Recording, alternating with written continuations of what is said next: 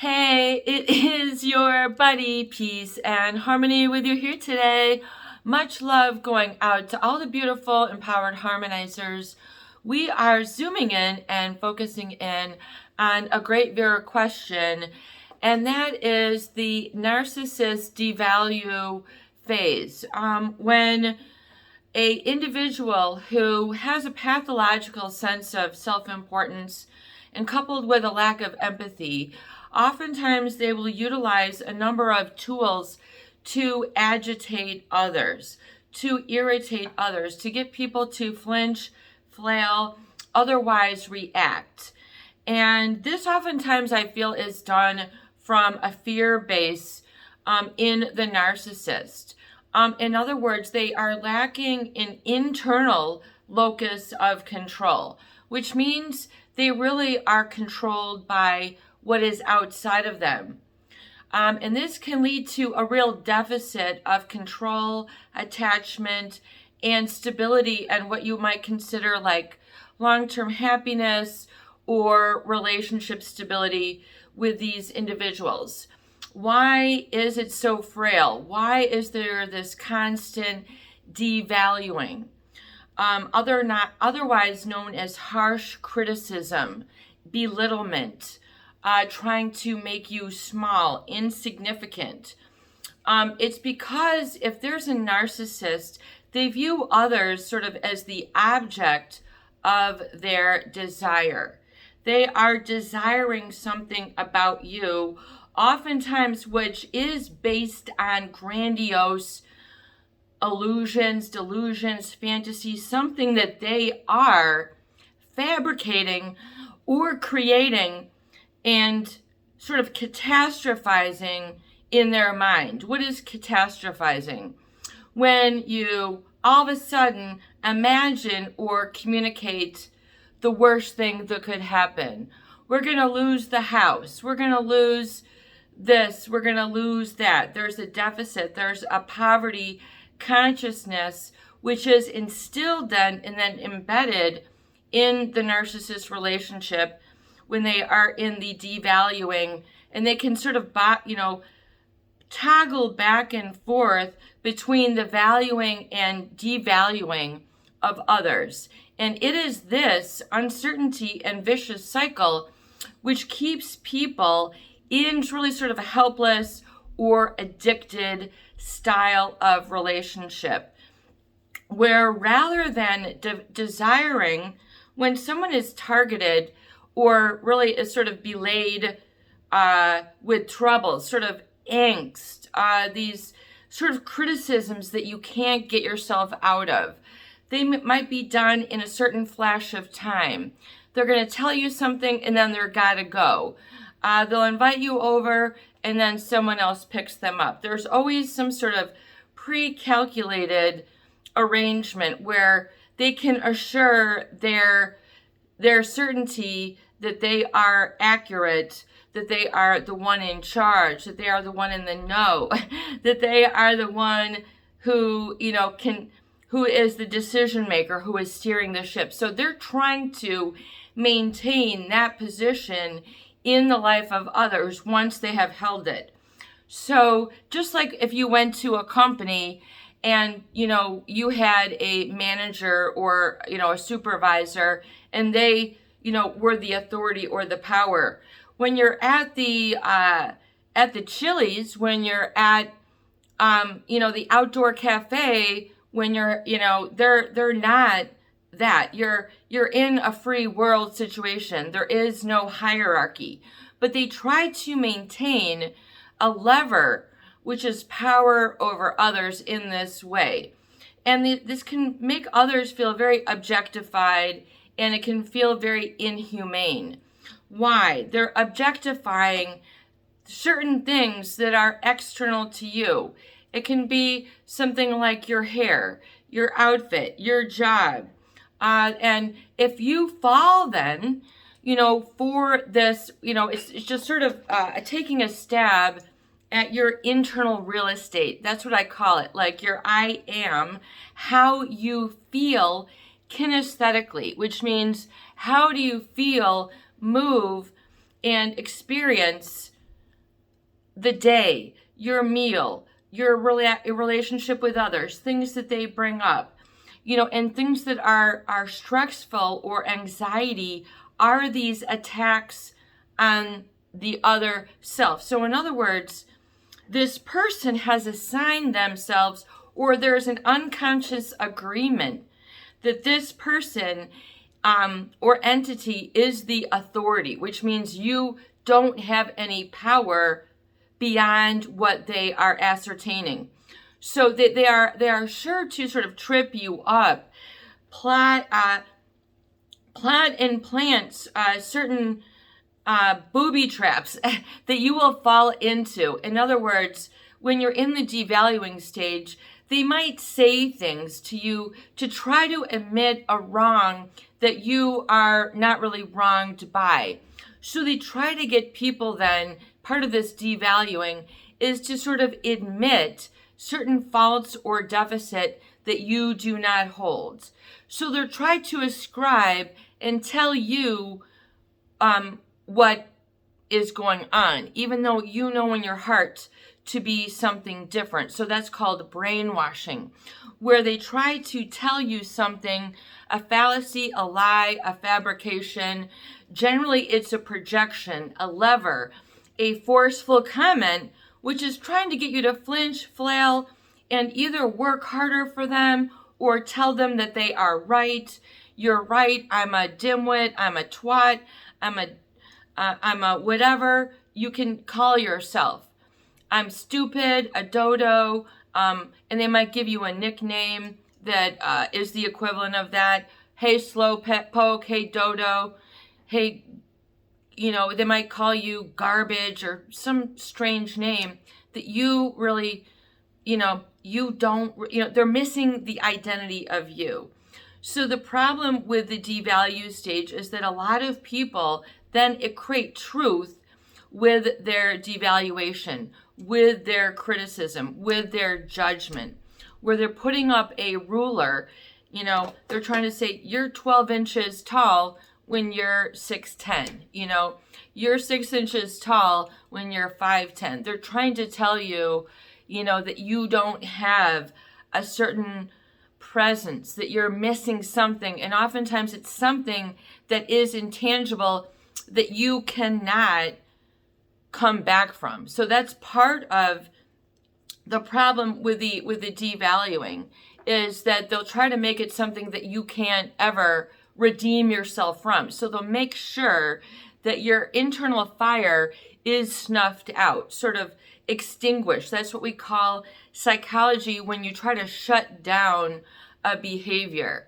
That's called just like a candle. You'd extinguish it. You'd just like, remember those little cappers, if you were trying to put out a candle, rather than blowing it and have wax go all over your furniture, you'd have this little thing with a handle and then snuff it out. So I really feel the devaluing, oftentimes they're trying to snuff out or sort of rearrange your identity. So that's why it is particularly painful.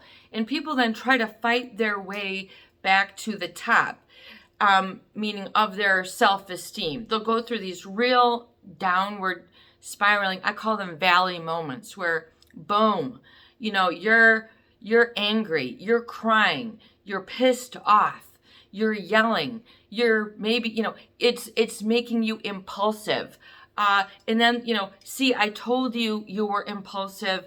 I told you you were out of control. So it's kind of like, it's very, actually kind of funny when you really get to see it, because they'll sort of plant the very thing and cause the causation that they try to, until you've seen the pattern enough and you don't fall for it. Instead, your head is above your shoulders, which is above your hips, knees, and you're still not caving. You're in alignment. You're upright. You're not stooping, freaking out, driving fast, trying to get out of the feeling that you're, feeling. And that is, it's a real, it can be a very sophisticated sort of type of pain which with these pains, because they're very complicated, it's not like an easy thing. In other words, you might be stuck in a lot of this devaluation with these types of people, which means that they try to cut you under the knee, behind the back. These are your backstabbers. These are your people who gossip, who, try to, do this, elbow, whisper, talk, these sort of things that they'll try to agitate and get you to go off. Why? Because then they can then say, I told you, you're out of control, you're stupid, you suck, you're dumb, you're not this, you're not rich enough. See, I told you, your car could break down. I mean, anything, but if you fall, if your heart sinks, and your heart sinks for days, weeks, months, years, and you're still in this battle, okay? Life is a battle, and you think that that's normal. Or you kind of are in that web, literally like a sticky spider that has got you, and you're sort of really just sort of unsticking yourself from what appears to be a lot of restriction, judgment, and this, but they're always doing well. And I gotta go, and they'll sort of leave you with these emotional, atomic situations where they'll just sort of get you to go in a wrong direction quickly, spiral out of control, where this is a brainwashing. This is very uncomfortable. This is then what causes people to, when they're victimized, to feel as a victim, to feel that they suck, to feel that they're dumb, that they're unlovable. So and that is a fallacy and a lie. That is not, but if you are then rotating that, because if it's been seated within you for a long period of time, or, what the mind does is it tends to repeat and replay trauma or traumatizing moments. So it has a natural, organic way that you then will stay steeped in that state, that negative, uncomfortable, I gotta fight, I gotta, I've gotta, bark my way out of this, I've gotta explain something, I've gotta show this is done, you're always having to explain, justify, and prove yourself. This is not normal. People might have been steeped in this for their married life, their childhood, their family life, their work, and it might be repeated all around, so they don't know anything different. They say, I am suck, I am dumb, I am unlovable, I am never. And it's always usually followed, maybe you don't articulate it, but it's then felt during the day. I will never have. And this is sort of impoverished consciousness. And so you can really have some profound, depressing periods of time where even the littlest of things seem like a chore, because your belief, your I am, what you believe is sort of now impregnated with this trauma, meaning everything that comes from it or about it or surrounding your I am is going to be then having an element of this criticism. So in other words, you might go to a job and you might be really nervous. Oh my God, they're going to find out that, I had this type of upbringing, that I was beaten, that I was yelled at, scolded, slapped in the face. Nobody, in my family, and so you'll then bring this into your life, your future, your first job, your college, your first relationship. I am suck, I am dumb, I am. So if you then feel this, then you believe it. If you don't have any experience to be otherwise. So for example, if you Eleanor Roosevelt, she would say, you can only feel as low as someone as you give them permission to, or something of that nature. In other words, if someone were to say, peace and harmony, man, your cooking sucked. Your cooking is disgusting, unedible. I'm not going to feel bad because I know I'm a great cook. I know I can cook any meal, any, dessert. I can cook it up, and I know that I have rave reviews. I know people like my cooking. I like my cooking. So if someone said, your cooking sucks, I'm not going to give them an earful or a listen or a mouthful, because I don't believe it. I know this to be other. But according to the narcissist, it might suck. Or they might just, how do they not, they will not give a compliment. They will not validate. They will not give you an applause, a thumbs up. They will just withhold information, withhold the hug, withhold the smile, withhold the communication. So that's invalidation. Almost. And that oftentimes can be as painful, which is the withholding of support, of your I am, of what it is you're feeling, doing, behaving, or becoming. So there's many ways that someone who is really manipulative or has these sort of narcissistic, borderline, sort of devaluing sort of tendencies, or you might find that it's particularly difficult for you to grow. You finding that you're thinking too much during the day and you're trying to process a lot. And that's usually when you're sort of coming out of that judgment, and you have to release and let that go. Your desire that, why is this vicious cycle perpetuated?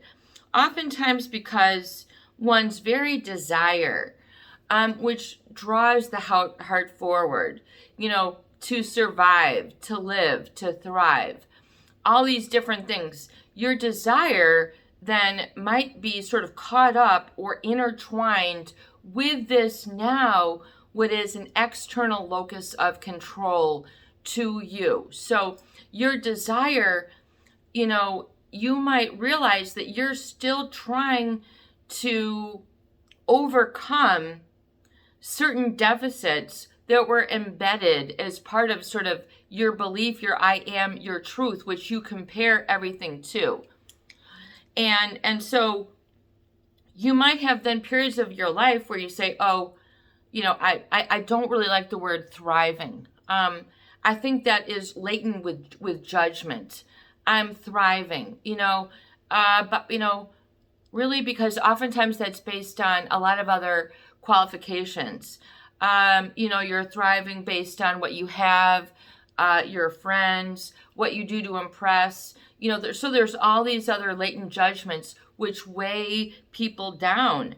And you can then soak up the negative like a sponge if you don't have that sort of internal locus of control, because the narcissist will emphatically remove that internal locus of control, which is really an important mechanism for you to feel.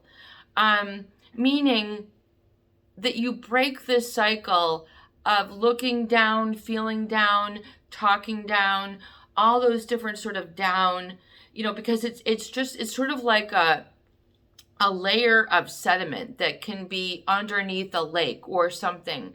In other words, you kind of feel maybe it's still there. You're afraid to let it go. What you might find if you still have this devaluing sort of, you're trying to stretch yourself, and you're still you're still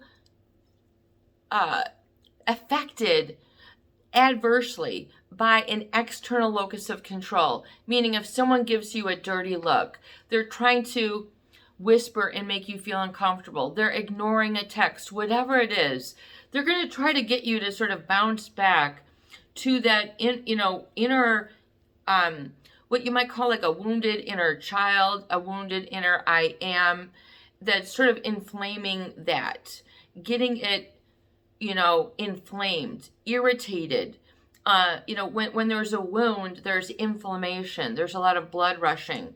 So it's sort of kind of like a similar thing. These can perpetuate a very sort of cyclical and repetitive stuckness, if you will. And then the external locus of control becomes then what all people then can focus on, and they live sort of fearfully. They live without being able to manage. In other words, the internal locus of control doesn't precede you. So to break this cycle, you must find a way to allow and realize and have like a little bit of a filter coming in where you sort of knock it out like a Louisville Slugger. You knock it out of the park every time. So you'll have it coming at you like a fastball, a slow ball, a roll ball. It's coming at you. And if you're irritated, brought down, still down, it's because part of you is either still feeling, believing, or is in that I suck, I'm dumb, I'm unattractive, I can't make it, nobody loves me, my life is ruined. That's a good one. As if your chances for a relationship, life, a job, love are shot. That couldn't be further from the truth. But a narcissist who is sort of on the superficial, when it comes time for sort of that reality checking, they're very challenged. They'll get very hot, hostile, really like a child that is going on a temper tantrum. And it's very difficult then to, because it seems that their anger is always a reaction to another's wrong. and what is being stated is that the narcissist, they have a poor locus, in a poor internal locus of control that is not oftentimes based on certain grandiose or certain things that they believe that should equate. So in other words, there's some sort of entitlement that they are still active on as part of their identity. And so it's very difficult for a narcissist to give up their criticism until you just basically say, this is not true, and they are the ones who are in the wrong, but you can never really kind of go there. You don't want to go into that fight. So they're not in their lane, so to speak. And so they can make you really feel these uncomfortable feelings that are very frightening for people. It would be very frightening if you felt that your chances at love were destroyed. These are scary feelings. And these feelings are sort of the rumble of the sort of internal real estate earthquake that they sort of put you through. But to some point you have to say, okay, I've got flexible supports here, where even if this is rattling, my house is still good. Things aren't falling over. Things aren't toppling down out of control. They try to speak oftentimes these projections, these insults, which are which I find very interesting, an exact correlation to an insecurity that they have, but that is projected onto you, which means they're playing their movie, their story on your wall, your relationship, and they might be seeing something totally different. It does not mean that you have to then engage them with the banter, the argument, the hemming and hawing back and forth to the point where it's like an emotional tug of war and who's going to get the bigger piece. I mean, do not hold on to those external locus of control feelings. Realize that the devalue stage is something the narcissist then, when whatever it is, they will rotate and sort of rotate a lot of friendships, and they might have a lot of friendships.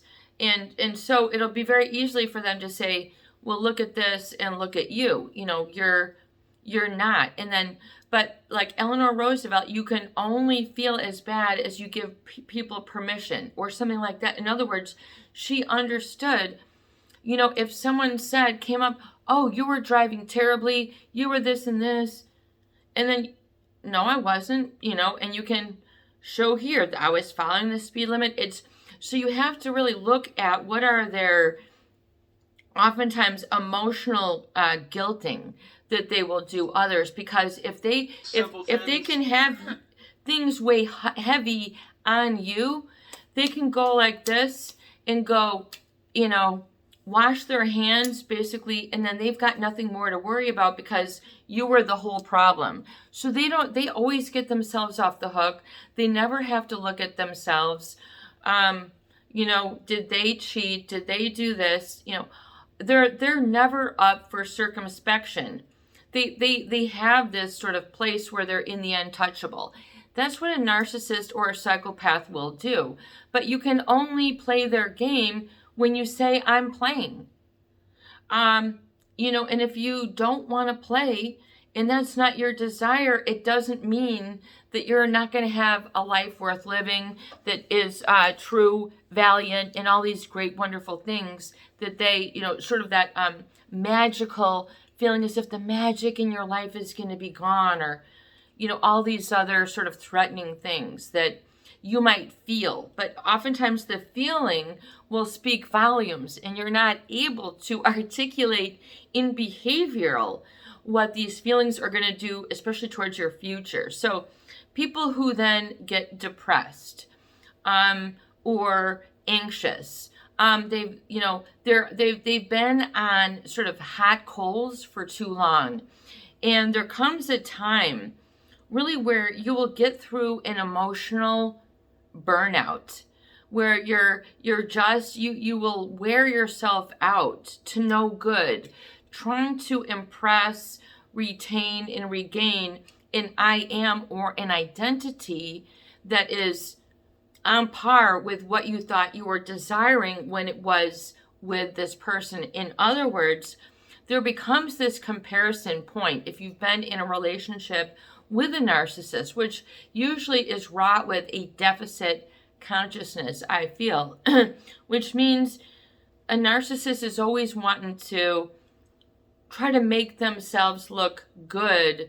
And oftentimes, if they're having a bad day or whatever, they will do this by focusing on the wrongs of others, or look how bad that person stinks. Look how bad that, you know, in other words, to see if they can still leverage themselves or jockey themselves into certain positions.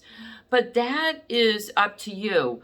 If you want to play the game and you're feeling like I'm losing all the time, maybe you should ask yourself, you can ask yourself, what, you know, is this a game that I'm really playing? Or is this a life that is really something that I can sustain and is worth living and is worth being in? And what other sort of things can I feel and then immerse myself in that are replete with just experience and not having judgment, like trying to go for food. Is this better to have an apple or an orange? Going for your pants. Should I get blue or black? Like too much of that back and forth, you have to sort of exit out of. And oftentimes there's a lot of this bantering and back and forth woven into a sort of narcissist relationship or lifestyle. Many people are on that crazy train for a long period of time. Get on the peace train. Natalie Merchant. Are you afraid that you're going to be lonely, isolated? You know, so you might find that during this phase or this period of time, excuse me, one moment. You might find then that you'll have to sort of exit out of a certain game. And a lot of people then are fearful then of sort of changing that focus. In other words, if you're so used to that focus of having to explain and justify and impress, and so you have to look at where is that still sort of having a vicious cycle within you, and to what degree can you then say, time out, just time out, just stop. And sometimes just stopping or ceasing, that is enough to get you where you want to go. So, and just looking at to what it, and then removing things from your surroundings that continue to trigger that deficit thinking. And changing things in your life that you absorb, meaning what do you put your eyes, ear, and heart on during the day? Dr. Joe Dispenza, we have about 90 to 95,000 thoughts, and 95% of them are generally the same. So in other words, you can get a little bit of change every day, getting out of this gaminess. And you can say, and instead, I am replacing it with peace, with beauty, with calm, with consuming something natural, getting out of the device, taking your eyes and putting them in nature. Instead of only looking, this far in front of you, try just looking out at a vast, beautiful wilderness, and go. If you don't have it around, then go and find some. Decompress, detox from this sort of gaminess that you don't want to be a part of.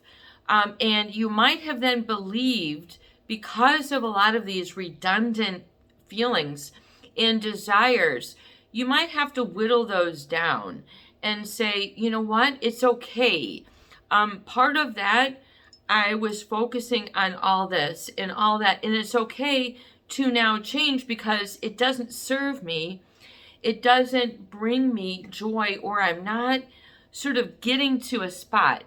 And so you really have to get an emotional dumpster method and just say, I'm dumping out all of it, depending on how long, how much, we went on these trips, but these pictures, or whatever else you're sort of hanging your lowness on, hang your hat on a different hook. Put your I am on something a little bit more deliberate and intentional that isn't based on the demands, the criticism, the belittlement that sort of shut down, and see then, okay, how can you back off and then release and know really how that feels in your body to release it. So, for example, if you had like a diagram of your body, like when you go to the doctor office and they say, put an X where it hurts, and you're going, it's right here,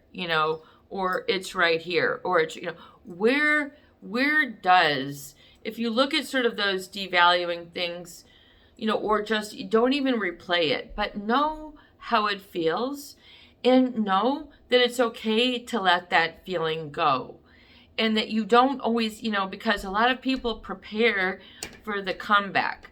They prepare for the hover. They're using them as sort of a touchstone. See, look how good I'm doing now. But as long as you can remove that, and you're no longer looking and basing your I am on their desires. So in other words, tweezing out and looking and focusing at now, what are your true desires? Are you okay, to get rid of certain things in your home, your garage? Can you clear off a counter? Can you, take down some clothing that doesn't make you feel good? Can you remove some things from your garage or other areas that are just sort of not worthwhile? What can you begin then to move and clear things out of your perspective that was getting in the way, that was confusing, caused you to be stuck, and was, separating you from clarity, joy, happiness, sort of living a life that you were designed for. And looking back, at your design, and a lot of your joys, and you know what? A lot of those might be then sparked and inspired in the present moment. So part of healing from this, a very profound or oftentimes a rigid relationship style, which means you're always the this, you're always the that. So you don't get any experience being the good one, being the one with the story, the leader, or the one who doesn't have to concede to where they're going or what we're doing or what have you. There's usually like a concession, so a defaulting back to the, so realize, realize that there's still a flow beyond which you have, which ties you to your best self and living your best life, which oftentimes can be better enjoyed with an open heart, that you don't have to defend and justify and try to fight your way out of being brainwashed. So remember those certain things that someone can only bring you down if you give them permission to. So if we can get it in a real nutshell, realize that maybe they were right, or maybe they created the wound, see you hurt, and then so it creates a real cycle that is part of your inner experience or inner knowing. And so then, knowing that to be true, to what degree are you still feeling bad about it? To what degree are you still looking forward and saying good things are never going to happen? Because if you're believing that and you're repeating that, that's because you haven't really then gotten into that point where you then have knowing. I know I'm a good cook. I know that I don't have to fall for lies. I know, so when this comes through, then you can then find how did that, and you can look in your own life and write 1 through 20 and say, in what way did this relationship cause me to suffer from an external locus of control that then impacted my relationships in an adverse way? So you really want to get to know the book and heart of yourself here. That's like Jim Rohn said, one of the most important books I ever had was that with blank pages. So I really, in the book that I'm working on, and by the way, huge shout out of those of you who have recently donated to the channel. Thank you so much. We definitely appreciate your support. And if you want to donate, you can donate with the PayPal Donate Now button. And if you have like a question you want us to talk about here on the channel, you can put it there in the comments or in the donation comments, and we can take it up here just like this here. So people, what I find, a lot of our viewers then suffer sort of in a positive desire. I don't know what I want. I don't, I don't know how I can build my life up. I'm still depressed. They're still ruminating. They're still down. You're in that sort of poverty consciousness that these devaluings can instill. And so it'll cause a lot of sort of reaction, meaning to combat, to overwhelm, then what did you personally do? So 1 through 20, in what ways did this relationship, this individual, this setting, cause me to sort of suffer from an external locus of control, where things were outside of me that you were then focusing to try to control, please, appease, pacify, go along with. You might have had to eat a lot of crow, okay? You might have had to eat a lot of gunk. You might have even led a life that you didn't want to lead. You might have said, this is painful. This is making me sick. You know, this is not right. But see, you can't test that with a narcissist. When you're, because they don't ever, and with a psychopath, they don't ever feel that they have done anything wrong. So you lose that sort of reality testing. So you have to have and really learn to get that reality testing from within, and then practice that. I am a good cook. I am a good listener. I am a good wife. I am a good man. I am a good woman. I am, you know, and so to what degree can you then parcel these out and go, okay. And you don't have to then vocalize it. So in other words, vocalizing it meaning getting caught up with the ruminating thoughts and getting stuck on that same cycle of behavior. Once you get to know your own list of external locus of control, in other words, were you going after a zip code? Sorry. Were you going after a zip code? Were you going after a square footage? Were you going after a horsepower? Were you going, you know, what did it cause you to pursue, do, and then feel that you can kind of say, you know what, it's not all that. Instead, I'd rather have this in a bag of chips. You know, in other words, but people then with their identity, they're afraid to sort of let go of that external locus of control, because a lot of their desire is still perpetuated from that toxic swamp, you know, that might be still part of your internal repertoire or your internal real estate. Part of, you know, and then how do you know? You're dressing poorly, eating poorly, sleeping poorly, talking poorly, everything, you feel this. You will know. You will know based on certain things when you look around, you know, and you can see how's the state of your car, your room, your bathroom, your kitchen. And to say, to what degree was this sort of misled, mismapped, or, you know, and to what degree can I just remove this now? I can just get rid of that emotional clutter and see clearly, live freely, and not having to keep going back to that touchstone because of the deficit mentality that they, you know, sort of hammered in. Instead, you know, get that Louisville Slugger and knock it out of the park and say, I don't think so. This is your buddy. Peace and harmony with you here today. And I hope that these videos do help. Please share, please subscribe, and for goodness sake, please donate for more great tools, videos, discussions, and support. Peace out. Have a beautiful day. Be you, be wild, be free, and be joyful.